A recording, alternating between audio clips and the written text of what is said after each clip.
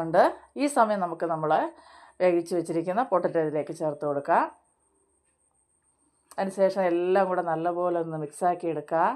തീ കൂട്ടി വെച്ച് ഇതങ്ങനെ ഇതാക്കി എടുക്കരുത്. കുറേ സമയം നിന്ന് നല്ലപോലെ ഒന്ന് വരട്ടി ഈ അരപ്പെല്ലാം ഈ പൊട്ടറ്റോയിൽ പിടിച്ച് ഇതെല്ലാം നല്ല ഒരു അടിപൊളി കളറായിട്ട് മാറി വരും. അതുവരെയും ക്ഷമയോടെ നിന്ന് ചെയ്തെടുക്കുക കേട്ടോ. അപ്പോൾ നല്ല ടേസ്റ്റാണ്. ഇത് മാത്രം മതി നമുക്ക് ചോറ് കഴിക്കാൻ, വേറെ പ്രത്യേകിച്ചൊന്നും വേണ്ടതില്ല. ഇപ്പോൾ അതാ ഇതുപോലെ ഒന്ന് വരണ്ട് വന്നിട്ടുണ്ട്. ഈ സമയം ഞാൻ കുറച്ച് കറി ലീഫും കൂടെ ഒന്ന് ചേർത്ത് കൊടുത്തിട്ടുണ്ട്. ഇതിൻ്റെ ആ മസാല ഉണ്ടല്ലോ, അത് തന്നെ കഴിക്കാൻ ഭയങ്കര ടേസ്റ്റാണ് കേട്ടോ. ഇതുപോലെ നമുക്ക് ചെറിയ തീയിൽ വെച്ച് വേണം. ഫ്ലെയിം കൂട്ടി വെച്ചാൽ കരിഞ്ഞിട്ട് ആ ടേസ്റ്റ് മാറിപ്പോൾ. അതുകൊണ്ട് ഫ്ലെയിം കുറച്ച് വെച്ച് തന്നെ ഇത് വരട്ടി എടുക്കേണ്ട ഒരു സാധനം കേട്ടോ. അതാ നിങ്ങൾ കാണുമ്പോൾ തന്നെ നിങ്ങൾക്ക് അറിയാം. ഇപ്പം നല്ലപോലെ ആ മസാല എല്ലാം മൂത്ത് നമ്മുടെ പൊട്ടാറ്റോ എല്ലാം നല്ല ആവശ്യത്തിന് വെന്ത് കിട്ടില്ലനായിട്ട് വന്നിട്ടുണ്ട്. ഈ സമയം നമുക്ക് വാങ്ങി വെക്കാതാ. ഇപ്പം ഞാനൊരു പാത്രത്തിലേക്ക് മാറ്റിയിട്ടുണ്ട്.